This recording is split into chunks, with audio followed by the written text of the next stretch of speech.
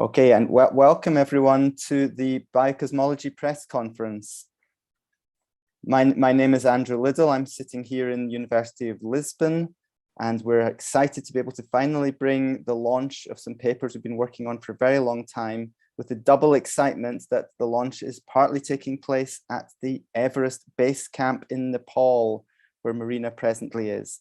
So I'm going to start with a short presentation. We're then going to move to a sort of question and answer session for people who may have questions that they'll be interested in. I'm going to begin with some sharing of screen, and hopefully not too much chaos will ensue after that. So what we're doing today is launching the biocosmology papers that we've been working on for several years. We, in this case, is Marina Cortege and myself from University of Lisbon, is Stuart Kaufman, a biologist from Seattle, and Lee Smolin, who's a physicist from Perimeter Institute in Waterloo in Canada.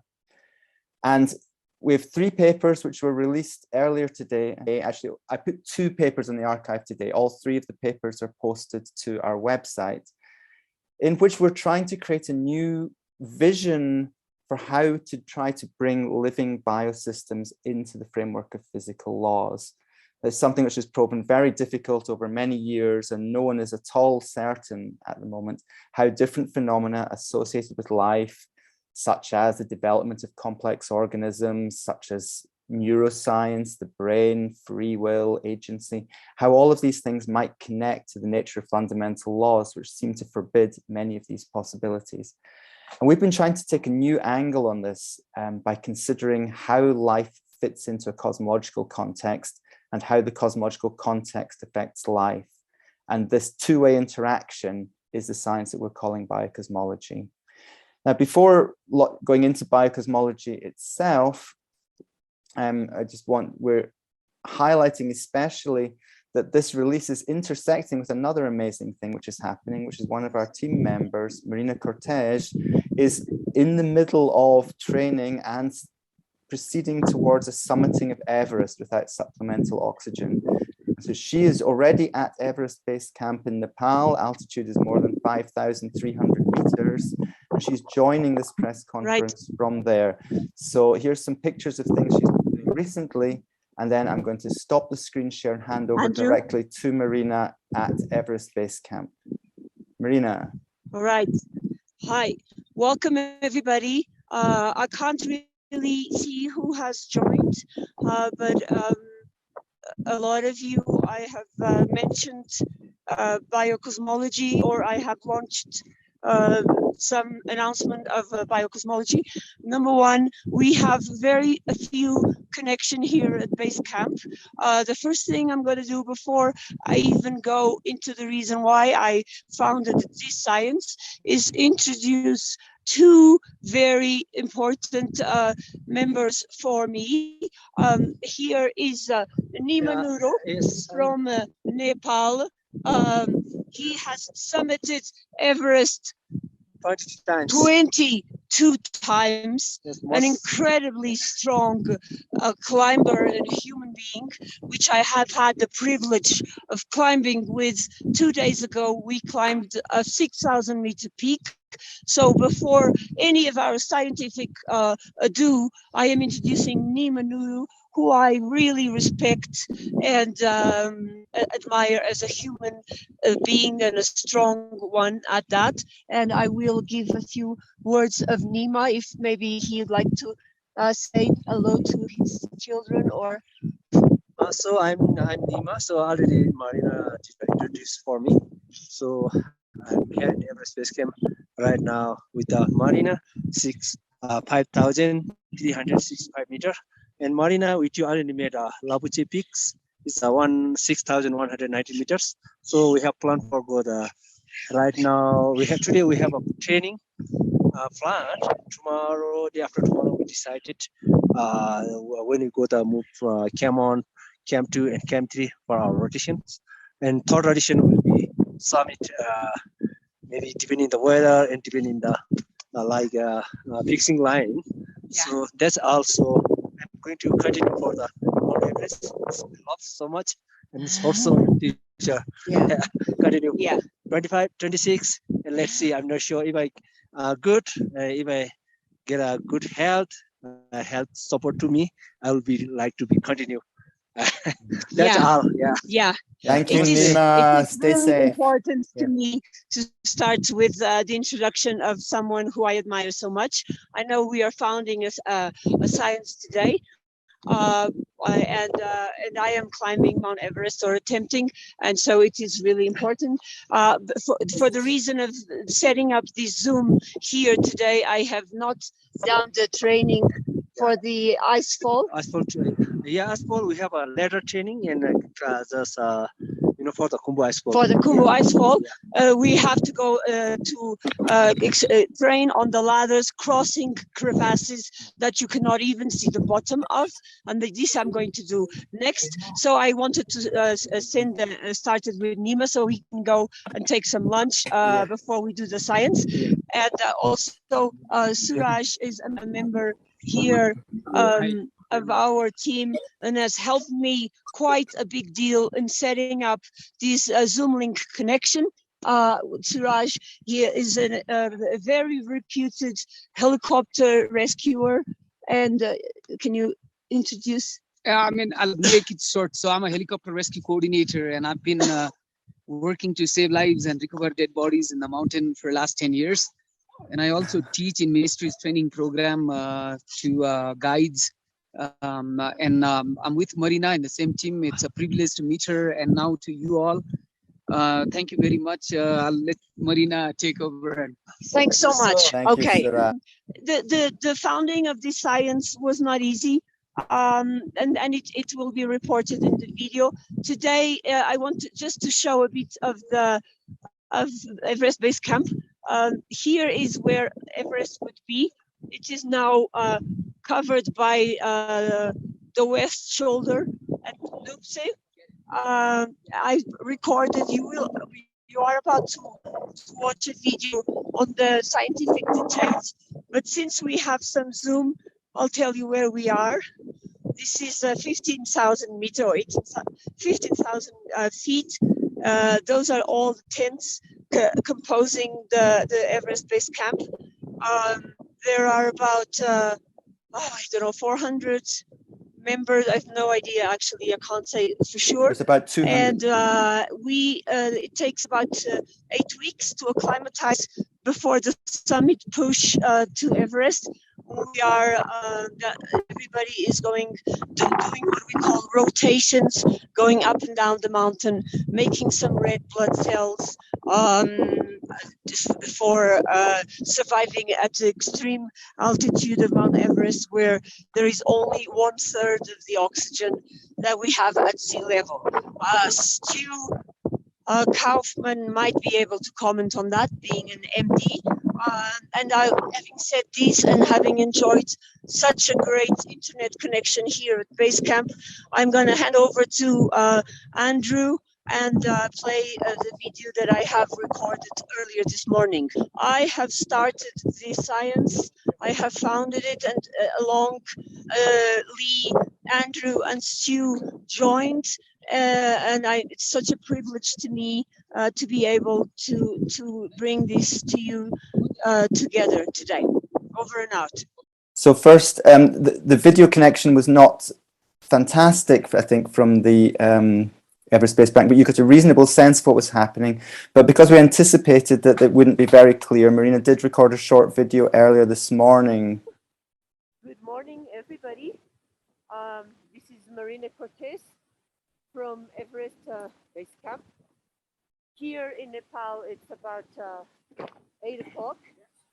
Meet my best team member. That is Suraj, that's been helping me set up the Zoom for our Biocosmology press release live from Everest Base Camp. It's a beautiful day. I thought before I start the science, I will just show you the mornings. So we just have a helicopter over there going back maybe to Lukla or to one of the other cities. We are at 5,200 meters, which you can see 17,500 feet. And I want to welcome you to the press release of Biocosmology. We've had to do it from Everest Base Camp. This has been quite a ride. I am so proud to finally be at a position where we can release these papers. I will explain to you why I started with science and what a ride it has been with my wonderful, wonderful friend Andrew Little, Lee Smolin, and Stu Kaufman, who I adore and I am such a good friend of. I just came back a couple of days ago from doing an acclimatization peak at 6,000 meters, about 8,000 feet. And it's a beautiful day. So base camp is quite a big village every day. As you know, we are on the top of a glacier, which is essentially a river made of ice. And so there are no structures that can hold from one season to the next, and everything, because the ice keeps moving. There goes another helicopter landing right now. Let's see. This is usually quite a challenge. He's bringing or picking up some goods. As I was saying, a glacier is a river made of ice. The ice moves, and so there are no structures that can hold from one season to the next. Everything needs to be taken back, and we put up tents every year anew. Let me see if I can see the ice fall. Over here we have Nupse, which is a beautiful mountain. Over here we have the west shoulder of Everest.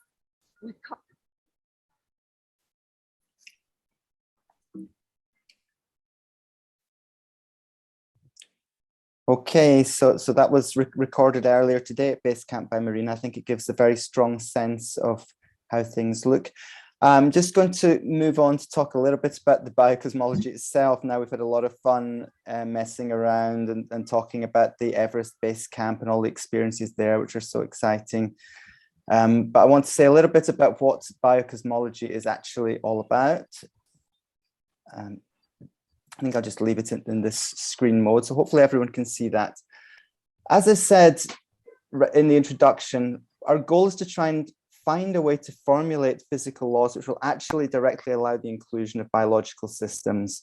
And the way that we've come at that is actually to start from a cosmological perspective and try and find out how the complexity of life fits in with the complexity of the universe as a whole. So our goal here is to we've ended up challenging a very standard view of the physical sciences called reductionism, which says that anytime you want to try and understand the phenomenon, you should try and break everything down to its most fundamental parts. And physics really tends to work in that way. You break it down to smaller and smaller parts, trying to uncover and unpeel the nature of physical laws. The trouble with that is that it doesn't seem to really be able to account for the complexity of living systems and their properties. Indeed, you can find many physicists who argue this is not even sufficient to discuss systems in condensed matter physics, phenomena such as superconductivity, which simply disappear if you shrink the system to nothing. They're phenomena of a large collective system, and the physical laws that govern it can be seen as emerging in some way. Many physicists will argue that this emergence is emerging physical laws are every bit as fundamental as the ones that other physicists regard as being the fundamental laws of physics. So our goal was to try and find a way to quantify the value of the biosphere using the language of physics. The argument is quite long and detailed, and you have to look at papers in order to go through it. But the idea is to try and put everything on the same footing so we can understand the information in the biosphere in the same way we understand it for standard cosmological objects such as black holes, dark matter, and dark energy. And we found a key tool for that, which was developed by our collaborator, Stuart Kaufman, is a thing called the adjacent possible, which is an example of a theory of combinatorial innovation. This is the idea that whatever happens next in the universe, in the biosystem, in inventions, in the economy, is governed by whatever you have now. And the way in which you can combine current knowledge is the way that new knowledge comes to be. And in this theory, what happens next ripples out as a wave through the different possibilities. And some of the possibilities happen, some don't. And the ones which happen enlarge what exists and enlarges the adjacent possible of governing what can happen next. And the TAP equation, the equation governing the theory of the adjacent possible, is a way of modeling that. And it can show very, very dramatic growth once you reach a level where you have many objects to combine. This has been shown, for example, to be quite an interesting model for the economic development of the human race, which went very, very slowly for tens of thousands of years, and only really within the last century or so has seen very dramatic upturn, which is maybe not just exponential, but maybe super exponential. So we went through the logic of this. You can read all about it in our papers. And what we found in the end was a very surprising result, a result we found quite stunning in its way, which is that the information budget of a biosphere could be as large or larger than the information budget of the universe as a whole, which is certainly not the conventional belief. And I can express this in numbers. These are the numbers to have a look at. The first number to look at is the conventional number that tells us how much information there is in our observable universe, everything that we could possibly see in the universe. And many people have argued that this is dominated nowadays by the effect of dark energy, which is causing the universe to accelerate, and gives rise to this colossal number, 10 to the power of 10 to the power of 124. Now, you've seen large numbers. 10 to the 124 on its own is a very large number. It is a larger number than all of the particles, the number of all of the particles in our observable universe. So that's the sort of thing you normally think of when you're considering a vast number. This is 10 raised to that power. It is a 1 which has 10 to the 124 zeros after it. A way to think how vast that is if you could write one of those zeros on every atom or molecule in the entire universe, you have nowhere near enough to just write down this number. And yet that is the conventional cosmological view. Now, remarkably, we find that in our biosphere simulations, we can generate even larger numbers. We give just an example here of a simulation which gave rise to an information content of a biosphere of 10 to the power 10 to the 237. The number of zeros completely dwarfs even the cosmological number. Now, exactly this number I don't think is to be taken seriously. We change our assumptions, and certainly this number can change very radically. But what you do have to take seriously is the vastness of this number and the possibility that the biosphere could be the dominant contributor to the information content of the universe. And that's the message we want you to take away from biocosmology. So what I want to do is end with the second video from Marina, where she explains some of the science. So I'm going to switch back to QuickTime. Yes, so welcome again. We've had here a minor glimpse. It's all part of base camp life, that the battery goes there, there's no electricity. This is quite a world.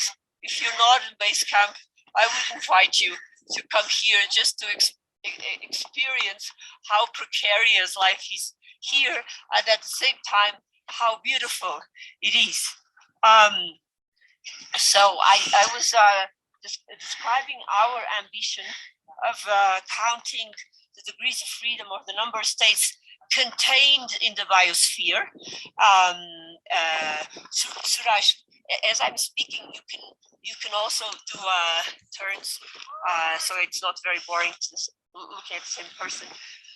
So Stu Kaufman had this idea that the next state in the evolution of biological systems is not predictable, because there are no underlying laws like we have, for example, for the Lagrangian of the standard model of particle physics, the Lagrangian predicts the next state under some regime of approximation. In biology, this doesn't happen. And so I discussed with Stu quite at length, and we decided to use this TAP equation, which is contained in the papers, and Andrew will explain better. We use this TAP equation, which uses combinatorial innovation for describing new states formed in living systems, which are not to be predictable from existing states. We started counting the states at 3.7 billion years ago, when the life formed, life first appeared in the universe, and we used the number of genomes, the number of atoms in organic compounds, which is 6. We call this the genomes molecule. Has carbon, hydrogen, nitrogen, oxygen, phosphorus, and sulfur. These are 6 degrees of freedom, and we, using the TAP equation, started counting the number of combinations, starting from these 6, starting at 3.7 billion years ago when life first appeared. We then stopped at the time of the first RNA molecule.